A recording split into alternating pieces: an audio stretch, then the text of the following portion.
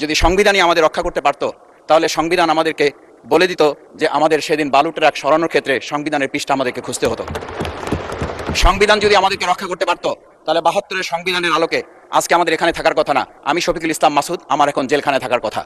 সংবিধান যদি মানতে হতো, তাহলে আমাদের মাননীয় প্রধানমন্ত্রী বাংলাদেশে থাকার কথা না, ওনার দেশের বাইরে থাকার কথা। সংবিধান মানতে হলে বর্তমান স্বরাষ্ট্রমন্ত্রীর এখন দেশের বাইরে থাকার কথা ছিল।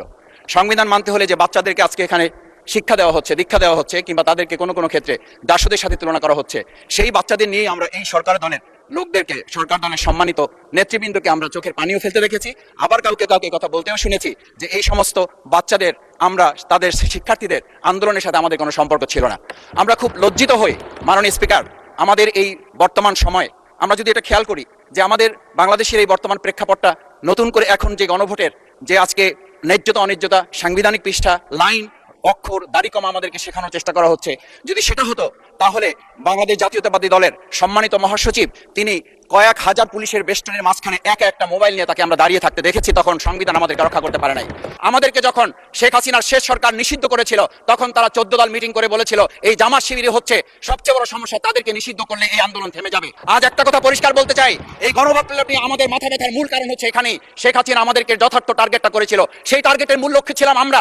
আমাদেরকে বলা হয়েছিল একটা গুলি করলে একটা সরে বাকিগুলো লড়ে না, সেই লড়ে না লোকগুলো ছিলাম আমরা মাননীয় স্পিকার, যার কারণে আমাদেরকে তারা ভয় পায়। আবার যদি গণভোট, জুলাই সনদ নিয়ে এই জাতির সাথে প্রতারণা করা হয়, তাহলে মূল্য দিতে হবে শুধু নয়, আবার আমাদেরকে 17 বছরের সেই জেল জুলুম, নিপীড়ন, গুম খুনের জায়গায় আমাদেরকে ফিরে যেতে হবে।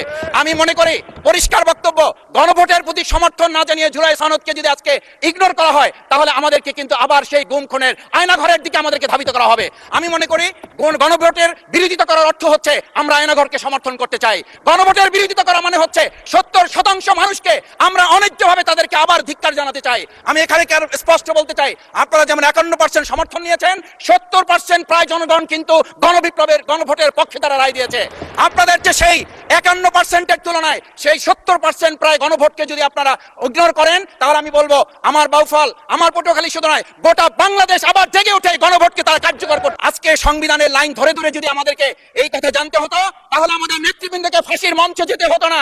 আমার মতো ছোট মানুষের কাছে সে সময় ডিজিপির কাছে প্রস্তাব এসেছিল, আপনারা কি চান, মন্ত্রিত্ব চান, দেশ পরিচালনা চান, সবকিছু দেওয়া হবে, শুধু শেখ হাসিনার নীতিতে আপনারা আসেন। সেই নীতি তো ছিল ৭২-এর সংবিধান, সেই নীতি নিয়ে আজকে কেন এখানে এত কথা বলা হচ্ছে? আমরা পরিষ্কার জানি, আমরা যদি সেই ৭২-এর সংবিধানকে ভালোবাসি, তাহলে এখানকার নেতৃবৃন্দ এবং মরহুমা বেগম খালেদা জিয়া নিজে বলেছিল আমরা সুযোগ পেলে এই সংবিধানকে আমরা ছুঁড়ে ফেলে দেব। সেই সংবিধানের প্রতি আজকে বর্তমান সরকারি দলের কেন এত প্রেম জাগ্রত হয়েছে, এটা বাংলাদেশের মানুষের জানার অধিকার আছে।